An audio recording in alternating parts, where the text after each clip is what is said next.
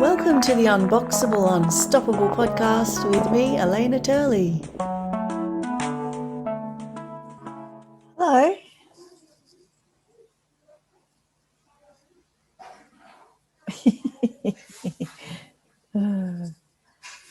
Oh, here we are. Hi. Hello, beautiful Elena. How are you? Good, darling. How are you? So I was going to just have a chat with you about doing this, and then I thought, why don't we just do it? How do you feel? I wasn't sure. Yeah, I'm doing it, so I wasn't sure, but I was like, I don't know if I'm supposed to wait. I have never used my FaceTime thingy on my iPad. I'm not an Apple girl. I only have the iPad, so I was like, I don't know what to do. Thank you. The flower, I love it. Whatever you want to do, I'm here. Whatever you need. I reckon let's just have a chat, see where it goes. And then if we're not feeling it, we'll just do it again another time. And you know what I mean? We'll just see how we go. I reckon we just see how we go. So I'm going to take the flower out of my hair. I was just mucking around. It's beautiful. I love it. Oh, maybe I'll leave it there. One or a real one? No, it's not real. It's a Zoom trick. Oh, wow. I knew about the backgrounds. Didn't know you can do flowers. Yeah. Cool, eh? So how are you, my love? I'm very good. Thank you. Yes, I am really, really good. How are you? I'm pretty good. Yeah, I'm really glad we've got a 3-day weekend.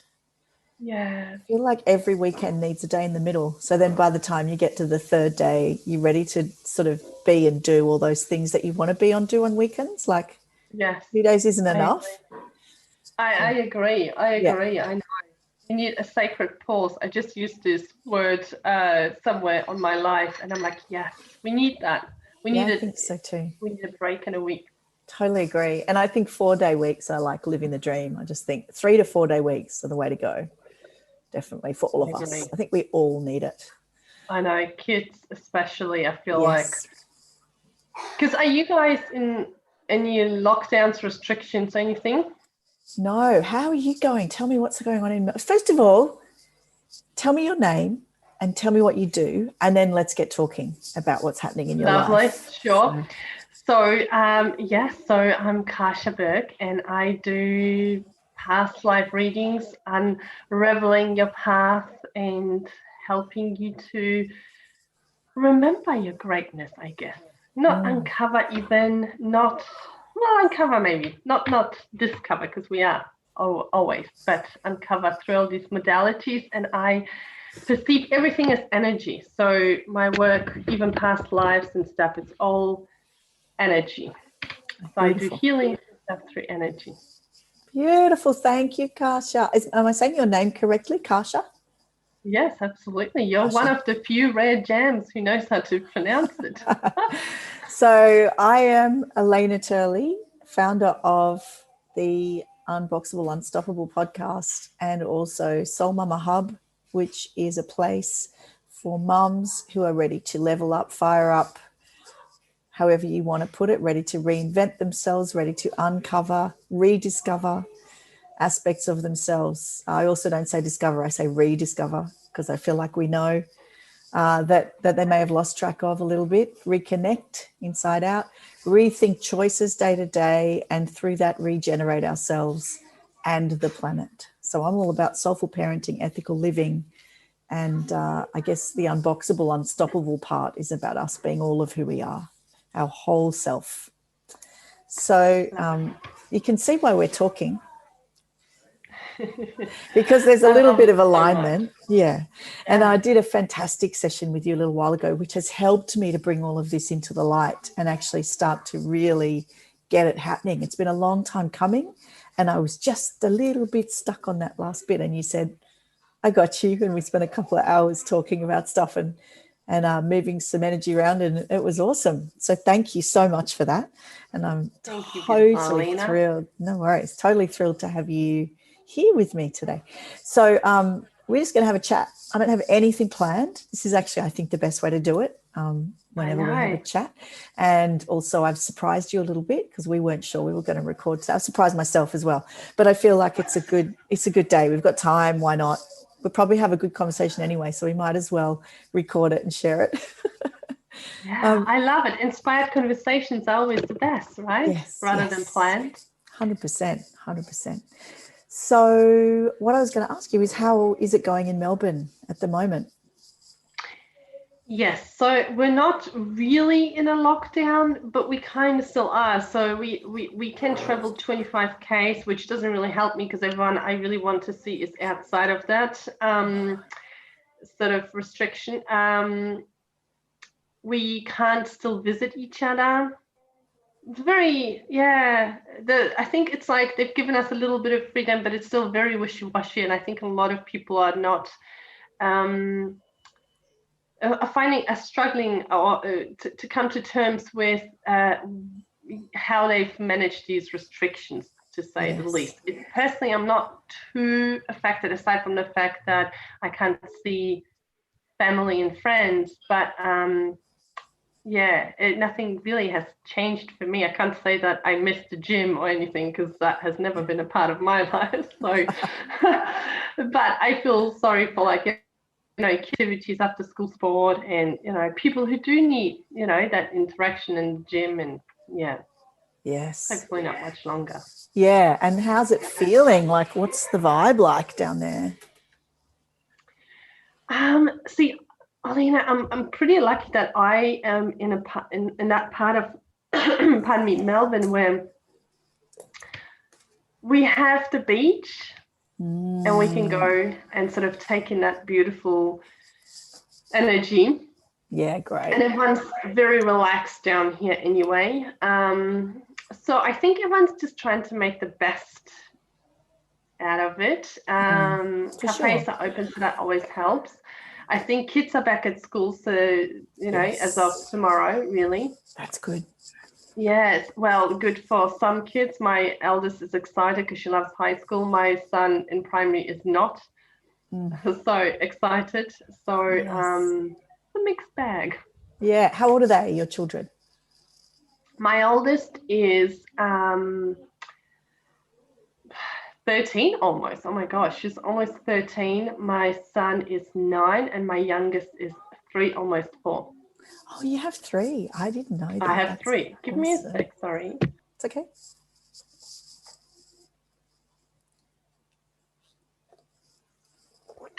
I didn't want to cough so loudly on your Well done on the mute button. Good job. Oh, it's quick. It's funny. I had to say to everyone, not sick. It's just this energetic purging that's happening for me. I'm not sick. I relate to that. And there's a lot of interesting energies flying around at the moment. I'm definitely feeling it. And I am not someone who overtly, as you know, I don't overtly talk about being an energy worker or a light worker or any of those things. But beneath the surface, and certainly in my own life, I am thinking about those things. I'm experiencing those things. But for me, it's not my sort of directly, like, I don't say that that's what I do, but it's definitely a part of what I do. Do you know what? I love that, because it's like your hidden superpower, and then, like, people come into your space and you make them feel better, and they don't even know how, but you're like, maybe my superpowers.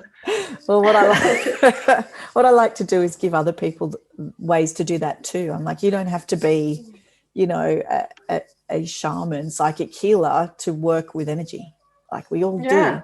We all do. And martial arts is almost an acceptable way to do that. Channel that. As well. And we definitely do a lot of that. It's very interesting. And you have very, very clear, when you're doing, say, a kick, and you do it with engaging your energy and without engaging your energy, the result is very clearly different. It's actually a really good way to show how it works. And I would imagine you probably have to bring that energy in and be very present. Like martial arts, I would imagine, would teach you very much about being present, right? Which is what energy work does. 100%, because you have to be really, when we walk on the mats, we kind of make a pact about we're going to be 100% aware and present and focused, because if we're not, we can hurt someone or be hurt, because we're playing with bodies, really. So it's like we have to be quite careful. So I just realized I've still got the daisy in my hair. I'm going to leave it there. I love that. So it's an interesting one. it's very interesting because some people do talk about it, some people don't in martial arts. Some are more vocal and more like open about it, and others less so. And we don't have to talk about it a lot to know it's happening. But there's ways that one of the principles is there's a principle of water flow. So when we do a movement, if we tense the arm to punch, if you tense your arm when you're punching, it's much slower and you use a lot more energy, you know, if you tense all the way through. In fact, the most effective strikes are when you are relaxed, and you tense right at the end. And that's like, you know, when the water goes into a hose and you see like the water goes like this and then it goes strong. It's that same principle of energy movement through the body. It has to be fluid, and then when it's on full power, it goes more terse and tense. And it's a lot like the way that water flows in a hose. And it's the same with all of our movements. If we're really relaxed, my students will be like, oh, she says this all the time. but it's a really good one. And when you practice it, like if you practice throwing your arm from a hip movement, it's completely different to pushing your arm into space. It's a very different I have to say, and like the little physics, but also when you think about it in terms of energy going through your body and how, right, the place and like this dance of, and see again, even in what you do with martial arts, almost, not to say this disrespectfully, but almost you have to be in a playful state, as in when you describe this flow, right, it's supposed to be like, oh yeah, and you know, because that's exactly what I always say to my clients who are trying to connect with their guides or strengthen their psychic thing. If you're going to be so dead set serious, I want this to work and I want to receive message and they have to be this way, you're coming from the wrong energy, from the wrong place. You have to go into a very playful state, you know, childlike almost, because then you're open to anything and then anything might come through, right? There's no resistance. It's really interesting you say that. And I totally agree. So I know that the best people to spar with, to do, we do fight, but we don't fight to hurt each other. We fight to practice our techniques, and we do it with a lot of control. But we go pretty hard. We still put each other to the ground, and sometimes there's contact, but we do it in a way that's safe. And it's a lot about trust and communication. And the best people to spar with are the ones that are light and have a smile on their face and are relaxed and having fun. And it's not to say you're not serious and effective, you are, but there's a light. When you bring the lightness, you're much faster. Your breathing is different. Your energy is different. You move differently. You're more present. There's a lot of benefits to being in that state when you're sparring. It's very interesting, even if it's just internal, you know.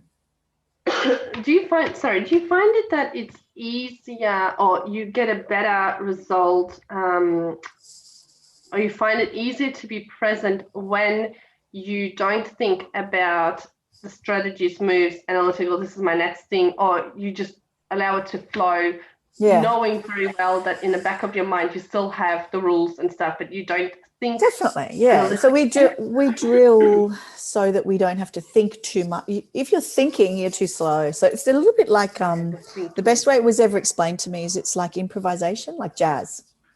So when you're improvising a musical piece, you have to be, if anything, you're thinking about 12 bars away. You're not thinking about what you're playing now. You're thinking about what's happening in a minute's time, you know, and you're being responsive to what's happening in the music. So you can't, if you get set on something, it will move on without you, or you will move on without it, you know. So it's like, it's about actually being a combination of having the skills from the practice, from all the drills, to have natural skills that things can just come out of the body naturally, and a way of responding strategically and still with intelligence, but maybe using somatic intelligence as well as analytical intelligence. So you're not only using, it's mental, spiritual, it's holistic, because there's a spiritual aspect too, which is you have to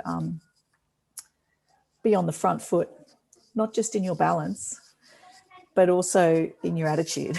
You know, if you go into a sparring session afraid and withdrawing, you're not going to do well. You have to be in your power, right?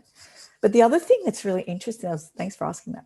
The other thing that's really interesting that you were just talking about is making space. So the ability, like if you resist something and hold on to something, you've almost filled a space. There's no vacuum to be filled, right? So the last podcast I did, I think it was the last one, I talked about that as well. I talked about mystery and how important it is to allow space for what we don't know and what we don't understand, and move out of the analytic. Well, it's sort of a concept I learned from a friend who became a Native American medicine woman. So they have, grandfather, grandmother, so the heavens or the sky, grandmother's the earth, and great mystery, which is everything in between, which is us, which is life, which is, so that's on, my understanding, my very cursory understanding of it is that that's in all the prayers and rituals that they do, that's acknowledged. And I love that because we don't really allow for that so well in our culture. Oh, you should listen to my last podcast, you'll like it.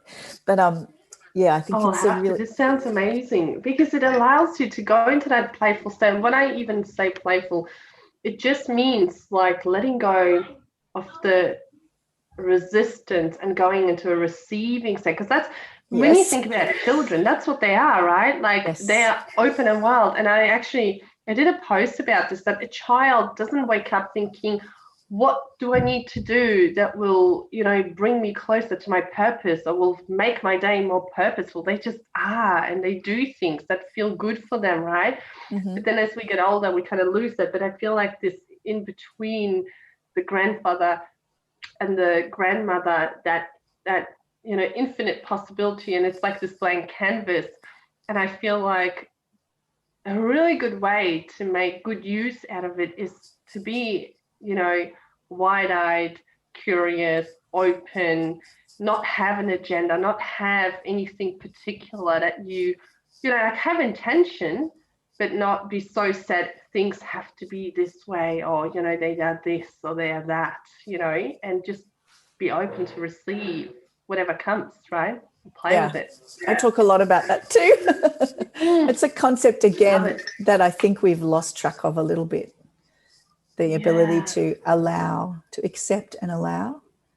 And you would really know a lot about with children as well. Yeah, a little. I'm not so good at play, actually. Like, I can do certain types of play, but it's something I'm not naturally good at. I didn't do a lot of it as a kid, in a way. Yeah, but I love watching your posts, and it's like your children, you just allow your children to guide, and sort of lead the way. And I love that. Yeah. One of my key parenting kind of goals, I guess, is for them to grow up trusting themselves. So that's definitely, so as much as possible, I like to let them choose and decide and determine whatever they can. But it's not always possible, obviously, but, the best that we can. The other thing I was just thinking about, what was that? This is why I have a pen to write notes when you're talking, because there's so many cool things when you're talking. No, I love it. I'm just listening and enjoying it. Unfolding, allowing, accepting. I don't know. It might come to me in a minute. So tell me how you came to be doing what you do. I'd love to hear that story. Well, let me see how far I can take this back to make sense of it, because I feel like I was never one to go around telling people I used to do tarot, or I used to, my mom used to do tarot, that with this or with that, because once I shut it down when I was about 18, I kind of was not maybe embarrassed so much, but it felt like it's not a relevant part any longer of my life. And so the people that have known me throughout my adulthood, the last, let's say, 20 years, would probably have not ever guessed that this is something that I'm into, right? It would have probably, I can see how it would have been a big sort of surprise. But the people, I have a few friends who have known me longer than the 20 years. And when I came out of the spiritual closet, it was like, oh yeah, there she is. There is that thing. You bring it back to that, right? Because I was, as a child, my mom had tarot cards. My grandma was doing the pendulum. Tarot cards were in my house. I had my own little deck, and I thought they were normal seeing. And at the same time, there was a little bit of stigma, a little bit of a taboo subject around it, which I didn't really understand, because my mom and my grandma, they were doing it for each other, maybe for friends if they came over, but I've never, like, they never had clients. They never did this outside of the house. And we lived in Poland, which is highly Catholic country. And, you know, we had religion at school, and, you know, weekly masses and all that stuff. And this was any school, not just.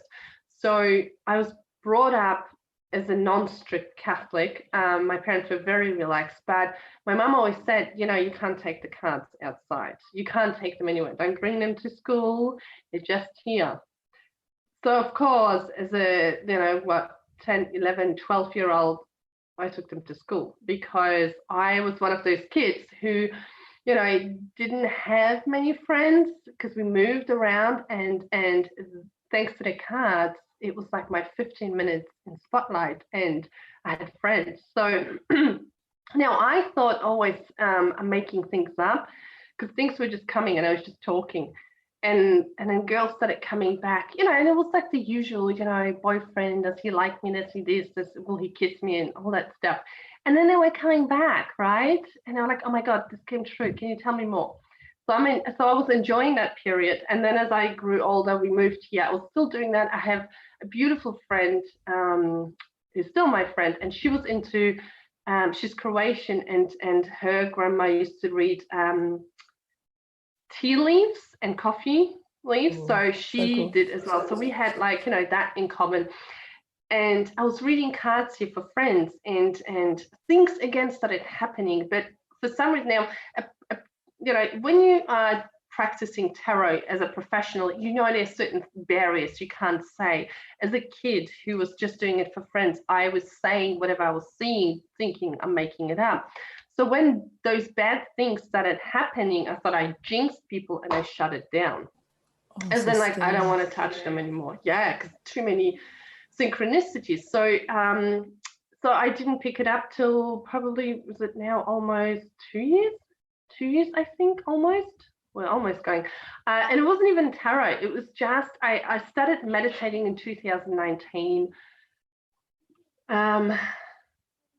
It was, and this is another interesting thing.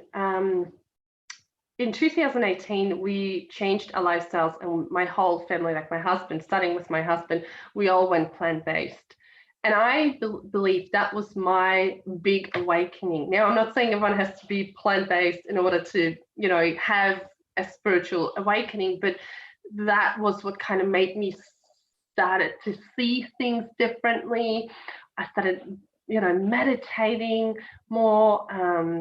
And in one of the meditations, as I was going deeper and deeper, I was seeing past lives of my husband and my friend and her children, my children, and it was all making sense. And when I was telling them, it was making sense. Like, even with my husband, and he was already on his own spiritual journey, meditating. He's a Kriya yogi, so he was doing his own thing, but it all made sense. It all clicked in, and from then on, it just went deeper and deeper. So as I started doing readings, these teeny tiny readings evolved to bigger readings, and I think a lot of it had to do with having really good mentors who I could check in, and I could say, oh, this popped up, oh, I saw this blue being, I have no idea what they are. And then she could say, oh, this is a Pleiadian, right? And this is where you are, and this is what it is. So that helped me a lot, and through that, my readings evolved. But I think, yes, it took a lot of, I think nothing that I have done in the past has forced me almost to do a lot of healing on myself. Prior to this, aside from, I could meditate because that will help me to focus because I'm very airy-fairy. I didn't really believe that I needed to heal anything. I thought I was, you know, fine. But when you work with your guides, with spirit, yes, they will push you out there. Oh, I can't hear you now. Hang on. That's really interesting, darling. I think there's so many things in what you said that are really interesting. Can you hear me now okay? I can hear you. Great. So first question I wanted to ask you is, was it only because your mother said, oh, you can't take the cards? Is that why you didn't used to talk about it? What are the reasons when you started telling your story, you said, oh, I didn't used to tell people, the people that have known me for 20 years, they didn't know this side of me. Why was that you didn't talk about it?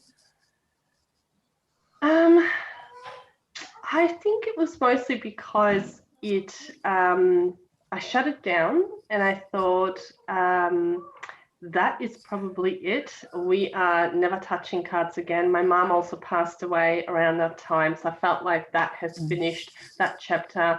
There was, I guess looking back now, there isn't so much anymore, but there was this sort of witch's wound and Right. this sort of think like, it's not just that I'm embarrassed or, that it was something that it's no longer part of my life. It was more than that. And I've learned recently that this is a generational thing. It goes back to my great-great-grandmother. My mum, my grandma never openly went out with it because of their own witch's wound, right? And What does that mean, witch's wound, just in case people witch's don't wound. know? Yes, sure, Alina. So because I look into people's past lives and I can see that a lot of us were medicine women, they were witches, they were healers, shamans.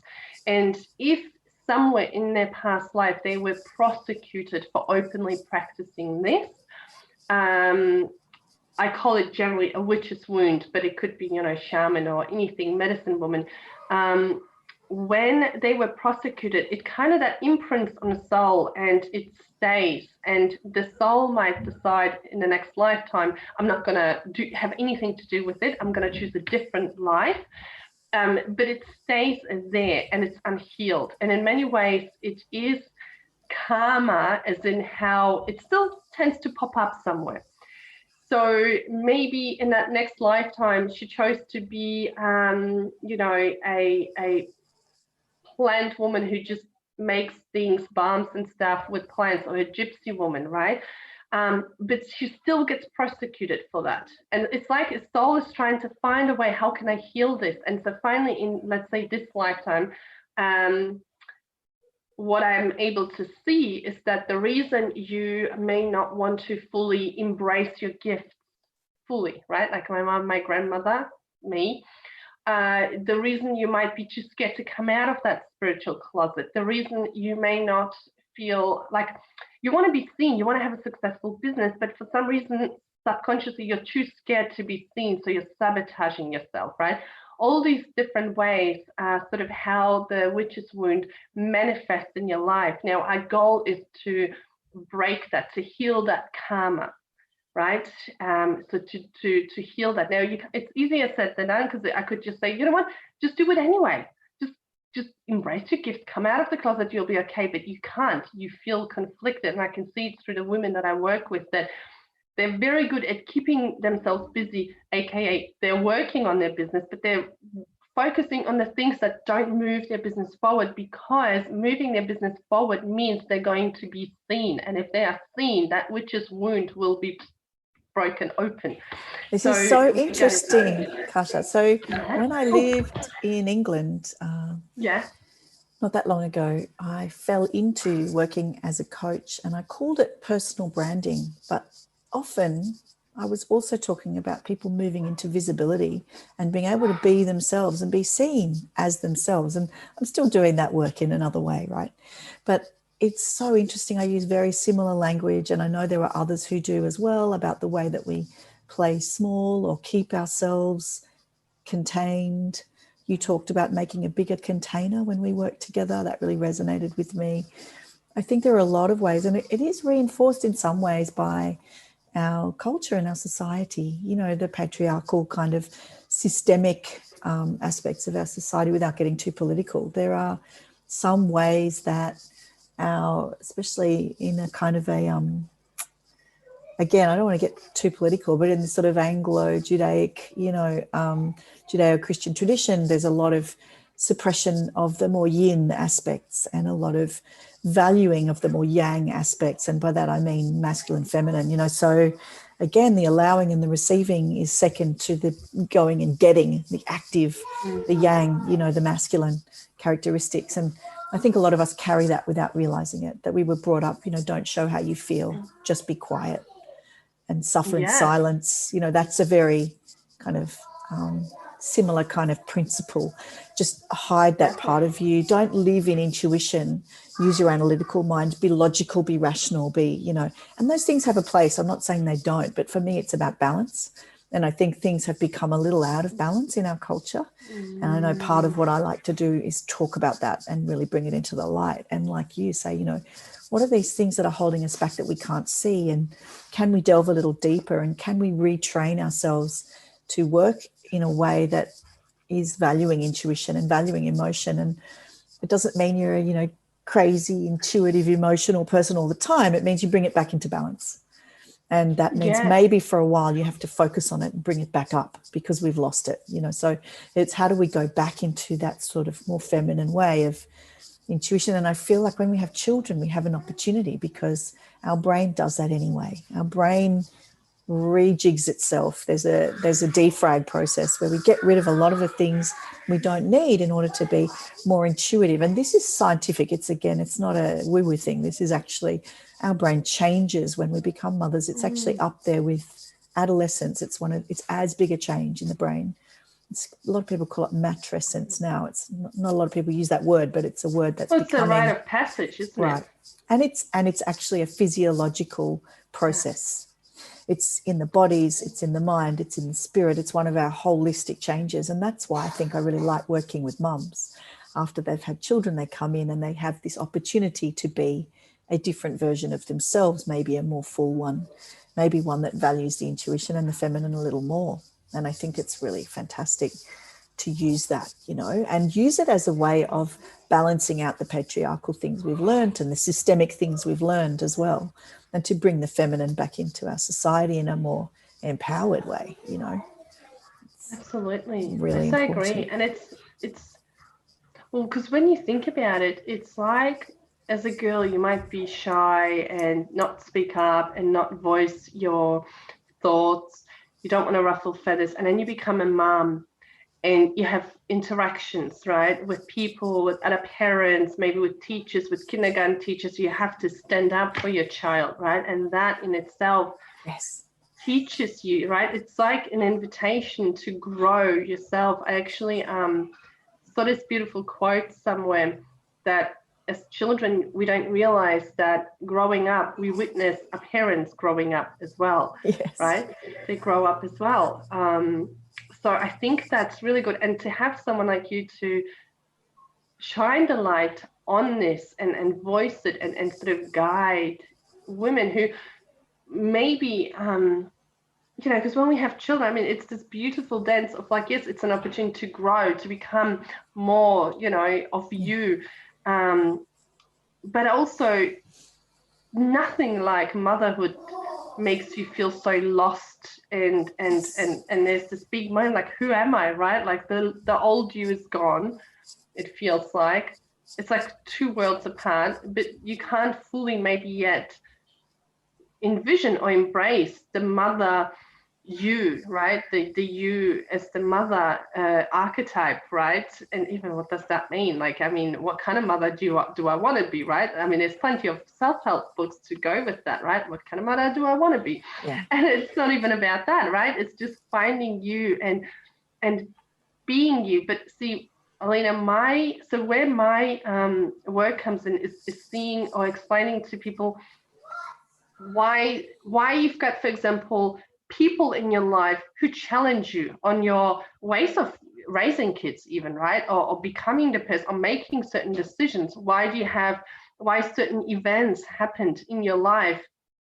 Because from my perspective, how I worked with the guides and my clients' guides, what I've learned is that a soul will pick people, other souls in this lifetime to kind of be that springboard, like maybe very challenging parents, maybe parents who, if you're here to learn assertiveness or self-love, maybe you'll have parents who don't give you that, or who, don't encourage it because you really want to learn it. And from a human perspective, we can say, well, they're terrible parents, or, this or that. But really, from a soul's perspective, these souls were chosen, they're taken on for the team, as I like to say it, right? To help you, to give you these opportunities, right? To challenge you, because if we're not challenged, then we can't grow. We don't realize our growth, I should say. I relate to that. Yeah, so it's just another way of kind of realizing what you need to heal, not in terms that you're broken or something's wrong with you, right? But it's more just, oh, this happened and it left an imprint somewhere in you. And now this imprint is growing as this huge, massive block that's stopping you from maybe embracing life or motherhood the way you really want to, right? So we can shift it. And there's scientific, evidence, absolutely, right? Because our brain constantly creates new neuropaths and links, and as we reprogram it. But also it's good to understand why and heal on this deeper level, understand why maybe you had such a troubled childhood, but and parents that was this or that, but also learn that, and have this compassion for them. They're on their own journey. It's right? Definitely true for me, for sure. When I was able to heal the kind of trapped hurts that I had and become aware of what they were around my own family of origin, I was then able to accept them in a very different way. And I do really strongly believe that when you raise your energy up and you up level, the people around you come with you. They don't even realize, right? But you're bound with the silken strings of family. And so as soon as you lift yourself, they come with you. And that's kind of a mysterious process that I've observed. But also something that I wanted to touch on that you've said is around, you said that you had mentors when you were starting to learn about your own gifts and bring them into your work, that you had mentors, and that it also makes you be your best self in a way. Like you had to heal your own stuff in order to do what you do. And I just wanted to mention that I 100% agree with you on that, and that there is something incredible that happens when you have that support and the ability to connect with others around something. It's almost an exponential benefit. It's not just that the benefit of connecting with someone. It's like each person that you're in community with, that, if you have a holistic, supportive community, you are all held by that, and it gives you so much. And I think it's the same for women, that when we have this amazing opportunity, as you say, stepping into ourselves as women and as mothers, as always, every opportunity and every challenge, they go together. Opportunity and challenge go together. You often don't gain or grow or heal or unless you are, in the cauldron, like you have to be sort of under pressure, like the diamonds come from the pressured coal, it's like it's the only way. It's the Buddhist idea that there is always suffering, and that real enlightenment can only come from suffering, and it's this same idea. And I feel like we have to go through stuff in order to really grow into who we are. There's no way around it. There's only through it. And yet if we have the support, like I did with you, I got your support, or I have others, as well, whose support that I rely on. And with that support, I'm now expanding my reach to be able to help others and be their support.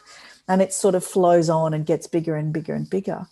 But it's that thing of, I can't do that work unless I do the work on myself. And that's ongoing. It never ends, right? So I am now in that state where, as my community is growing, I'm even more focused on, well, now I have to level up even more, because I want to be that big enough container for these people to step in with me, and I want to lead that. And so in order to lead that change, you've got to then really lead your own change as well. And it's like a massive commitment, like you're saying, you can't, it'll be really obvious to the people in my community if I'm going through something, because I'm honest and open and real about it. So it really gets me to be honest, be relentless in my commitment to myself, which allows me to be relentless in my commitment to those people who I'm bringing together sort of under that banner, and it's a really powerful thing, because there's a willingness and there's an intention, and, those things are powerful. Like if you want to make a change, you need that willingness, right? There's nothing without the willingness. So it's interesting how once you get other people in to witness you, and even that could be just a one-on-one thing, when I'm talking to you, then I'm asking you to witness. It really changes it. Like you shine a light, someone else's light on your stuff. It transmutes it instantly, doesn't it? Because awareness is transformative in itself. Like the moment you are aware and you say, okay, I need help with this, that in itself is transformative. So there is great courage, I think, in enlisting the help of a community or another person with something like that, Absolutely. Can I just say, I'm watching you speak about this and I can see your aura, Alina. It's just everything. When you talk about it, it's like it's expanding. It's this beautiful light. And I know you have a beautiful light. And those, who won't be able to see the video, let me just describe it. Alina is sitting in her beautiful room. There's light shining in, but her aura is just this beautiful glowing. And every time when you speak, and I can see that you get excited, it's like your aura is growing and expanding. And this is the energy that you were talking about that pulls everyone up, but it also polarizes people. Oh, yes. Oh, now this is interesting. Okay, tell me about that. Polarize. And it will polarize the people who are very specifically set on the human way, right? So they witness your growth and they feel like you're leaving them behind because they're not growing. But what they're not realizing is if they actually are with you, supporting you, right, stay with you in your space, they will be pulled up as well. But because they're so stuck in the humanness, as in all I can see is Alina is moving on, she's growing, she's expanding, she's doing this now, she doesn't have time for me anymore, blah, blah, blah, blah, blah. They're so stuck in it that they then start to move away, right? All of a sudden they get triggered by you, so they're moving out of your energy. This is what I always say in like whenever there's group energy healing happening, it is actually more powerful than a one-on-one session, because in a group setting, even if one person has a breakthrough and their energy rises, everyone tailgates off that energy. And it's not like we're depleting that person, but that's how powerful energy is, that it basically makes a copy for everyone else. It's like, a document, and you wrote a poem and we're loving it. You can just create copies for us, right? And we can all go home and enjoy this beautiful poem. That's how energy works. I love that. It's infinite, yes. But it's infinite. But for people who are very much stuck in their humanness and all they see is just you growing, you're on your personal journey, this is affecting me because I'm still stuck here, you no longer have time for me, blah, blah, blah, blah, blah. They're missing the point. They're missing being swept up in that beautiful energy and rising as well. Right. So, and this is so interesting you mentioned this. So I also have my supports. I'm involved in learning with a few different people, and one of them talks, well, actually a few of them, I've heard this quite a bit recently, that polarizing is important. And the reason it's important is that attracting the people that are your people and that want to come with you on that train, is just as important as repelling the ones that are not your people and don't want to come with you. And I kind of love that, because that's definitely something I've struggled with in the past, is needing to be liked by everybody and wanting to be accepted by everybody and feeling like it's a personal problem or issue if I'm not, someone doesn't like me, or if someone doesn't want to do what I want to do or whatever, taking that very personally. And that's really a reflection of hurt and, feelings of rejection I had from a long time ago in my life. And now that I kind of know that, I'm actually starting to embrace it. And I actually, again, like you say, I want to be in these groups that are full of people who are willing to come with me. I'm backing myself now. So I'm understanding that when we actually believe in what we're doing and backing ourselves for what we're doing, which, that's hard won. That doesn't always come straight away, right? But when you happen upon that after years of sort of doing the work, and continuing to do the work, then you go, okay, I've got this thing, and actually, you know what? It's really cool. And I want people to come with me because I know it's really cool and I want to share it. And I know that other people can benefit from this. And that's what you were talking about. I get really excited about that because I really believe it. And I'm seeing that it's true as well. I'm seeing it in the people that are doing this stuff with me in my membership or in the blog or online, just social relationships. It's beautiful. And we sort of become this exciting, just like there's an echo chamber on social media for crappy stuff, there can also be an echo chamber for really cool stuff, that you can help each other kind of amplify. And that's what I've been experiencing. And I'm starting to deliberately do posts on social media, for example, or podcasts where I'm aware that some people are not going to like what I'm saying. Some people are going to disagree. They're going to actively not like it. There's definitely going to be people in my life who think, what's she doing? Like, who is she? Who does she think she is? And honestly, I don't care. I actually don't, because this genuinely isn't about me. Like, this is genuinely about something way more important than me, which is to do with other people. It's to do with being in service of an idea that can help a lot of people change their lives, and that's super exciting. Like, that, to me, that's super exciting. So why wouldn't I do that, And so a lot of that's actually about getting out of your own way. It's not about me. It's about me getting out of the way and letting this train kind of go full steam ahead, and just being able to, I guess, partner up with those energies and the learning and all the various things we bring, and share it and facilitate and do that thing where, okay, I'll do the work and you can do the work with me and let's all do it together. And oh my gosh, together we'll do it 3 times better, because we do it better when we do it together, So that's why I'm running a membership, because I think that's true.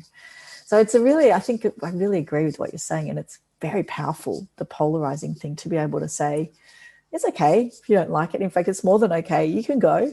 Like, there's the door. No worries. See you later. All the best. No hard feelings, right? Yeah. And there genuinely isn't. I mean, I won't take any offensive, abusive behavior. Like, that's a different thing. But definitely, if this is not for you, please, I welcome you to listen to a different podcast. No problem. You know what I mean? Like, and I think that's actually really cool. And kind of a new experience, actually, for me. So I don't know if you felt that before either, but it just shows the growth that we have done. Because for me, it's very much the same, right? Like, I had the fear of rejection, not being good enough. And there's nothing like working with something so not tangible like spirit and energies to kind of really crank it up and make people go like, okay, she's lost the plot, right?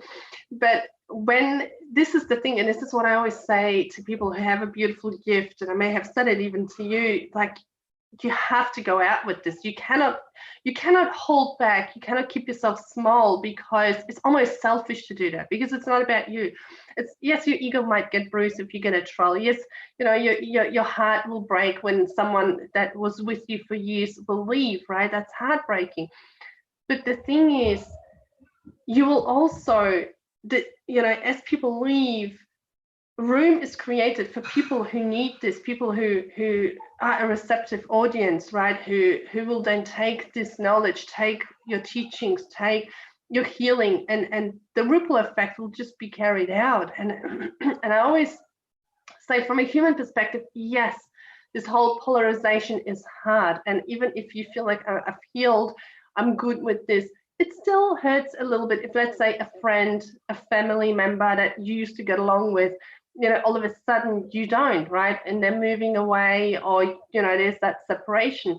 But the thing is, from a soul's perspective, a soul will choose another soul to travel together for a little bit, because they help each other. And then when that job is done, it's very normal for that soul to go off and do something else, somewhere else, create their own experience, and you to go, right?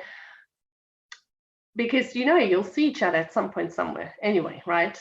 for us humans, a lot of it has to do with ego. We attach meaning to things, like they're leaving.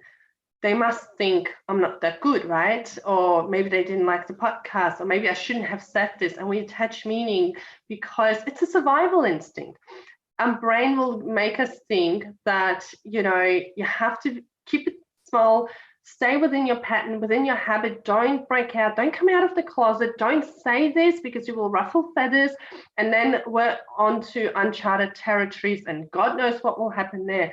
So if we stay small and we stay within our pattern, we're safe.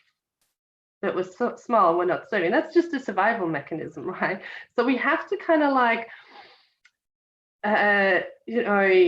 tend to our human brain and say, it's okay, I've got this, it's all right, right? And this is why meditation, visualization, journaling helps. That's to keep your mind happy, to get it on board. And then you can do the other stuff, the healing, the things that your brain wants to interfere and go, don't do that, right? Yes, that feels scary. Yeah, so true.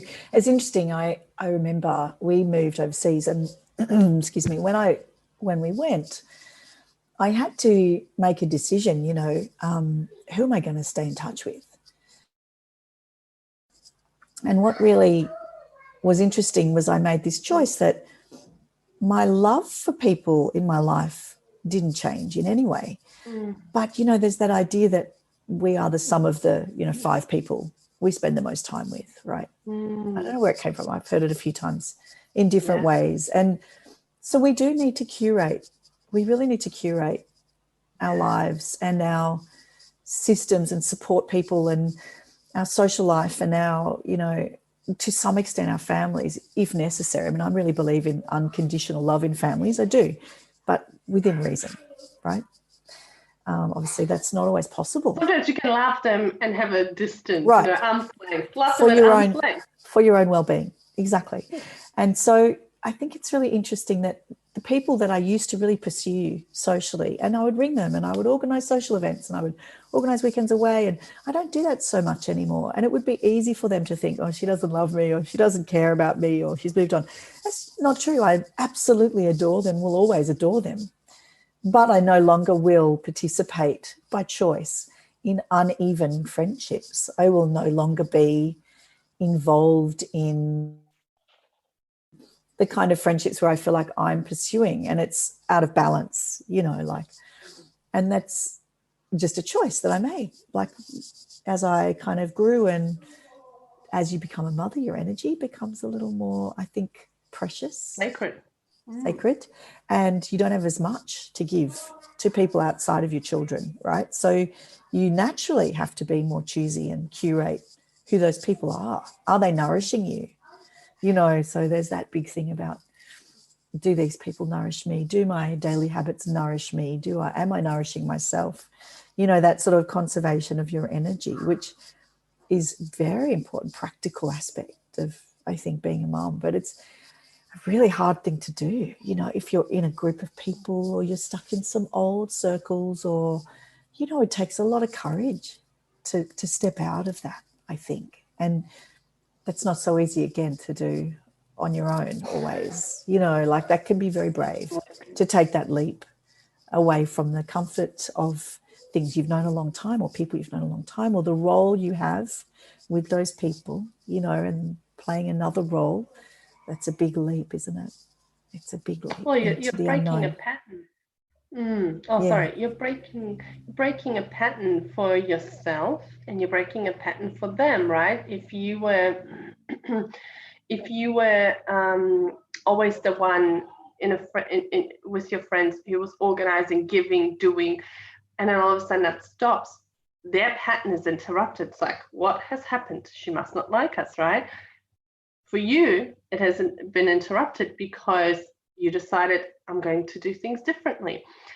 And like you said, you don't have any less love for them. It's just a different pattern. But those kind of things on a human level, that other side might perceive as she's moving away, she doesn't no longer care, attaching meanings, as opposed to seeing it as an invitation for growth for themselves, because all of a sudden they are being called in to initiate things, to organize things, to maybe,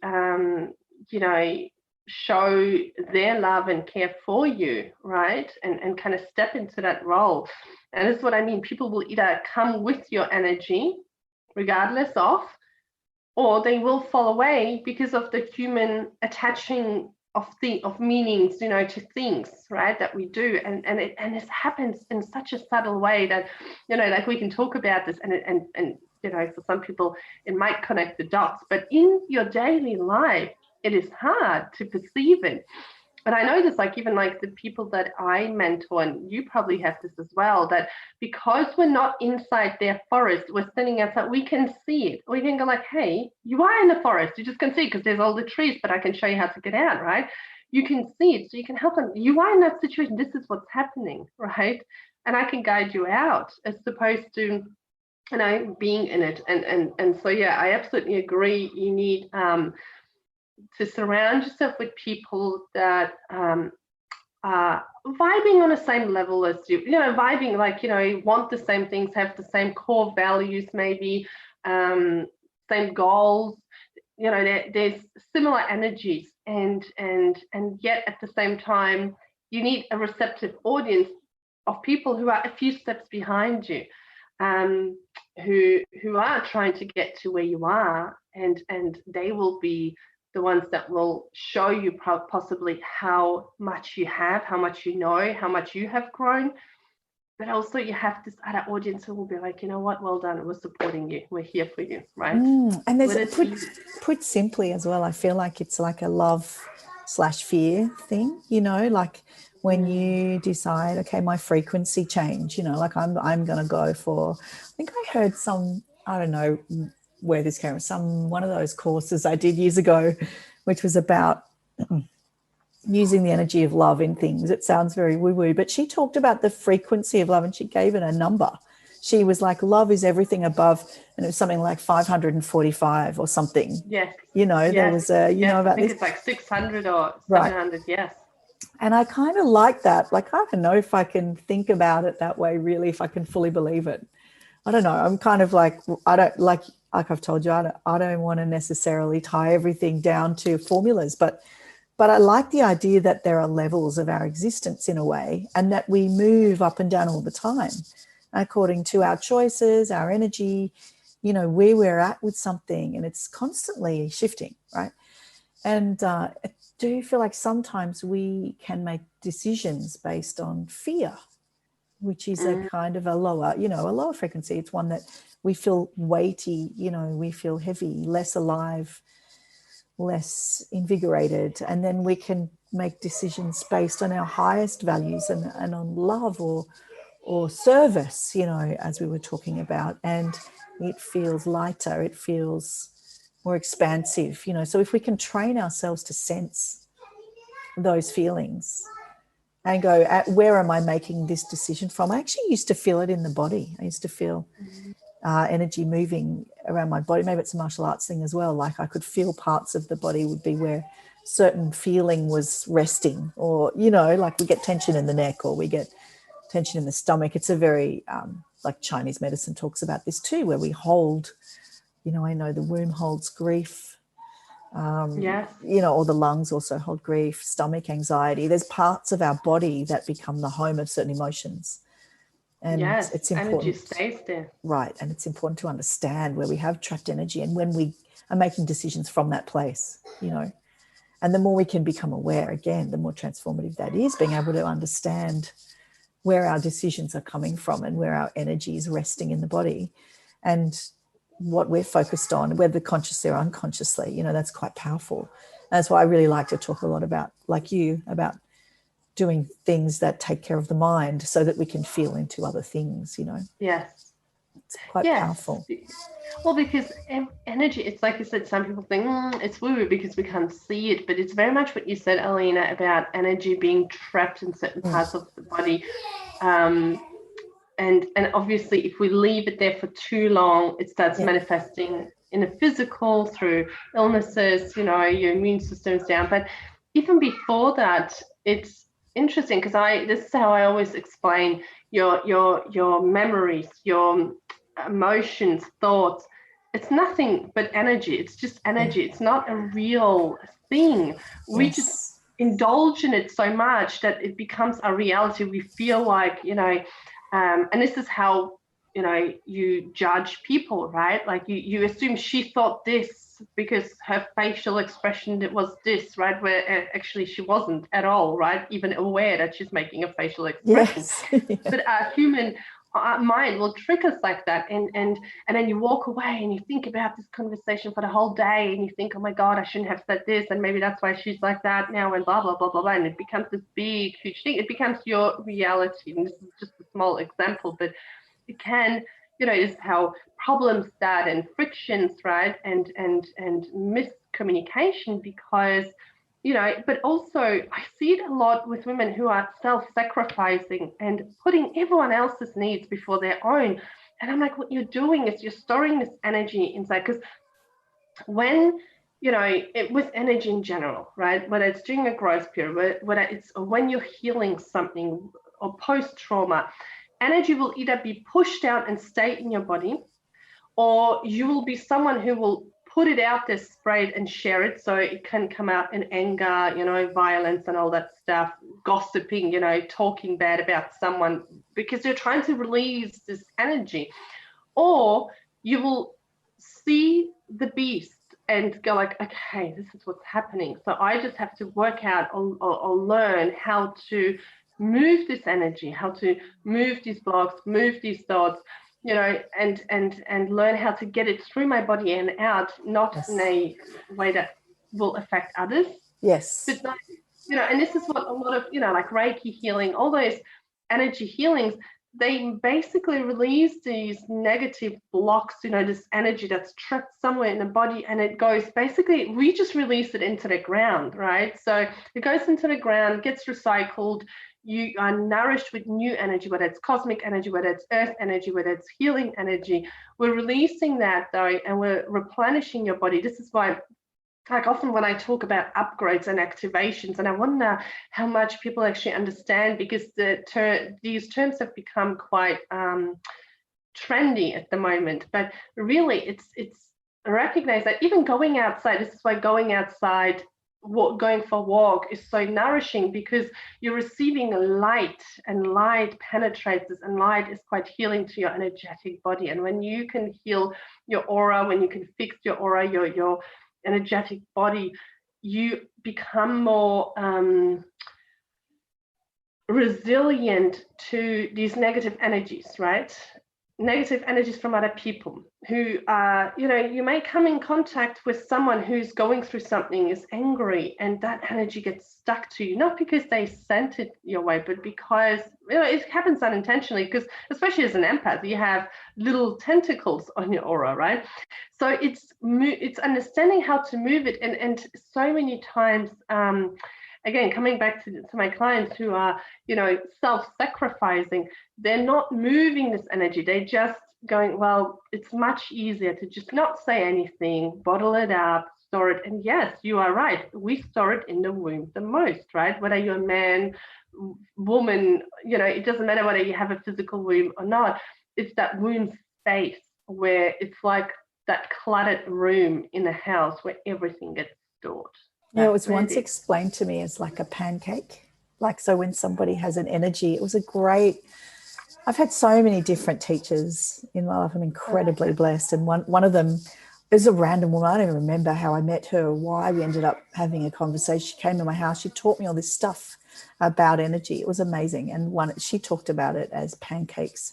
People have these feelings and they pancake, and unless you clear it, you just end up becoming this kind of massive pancakes, other people's energy. But they also attract more the same, because like attracts like. So if you get pancaked with a lot of crappy pancakes, then you get more crappy pancakes. It was a really good way to explain it, like to visualize it. And she talked about, I love that analogy. It's great. And then she talked about ways you can dissipate that by imagining waterfalls around you, all sorts of little tricks, energy tricks, which I forget all the time.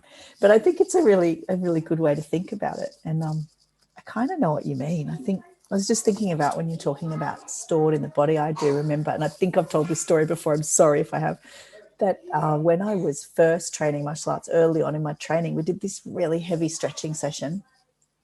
And I remember feeling kind of weird when we stretch. It's one part of my body that's quite inflexible. When you do like your legs that way, sort of like sitting on the ground and your legs go that way, it's quite a hard stretch for me.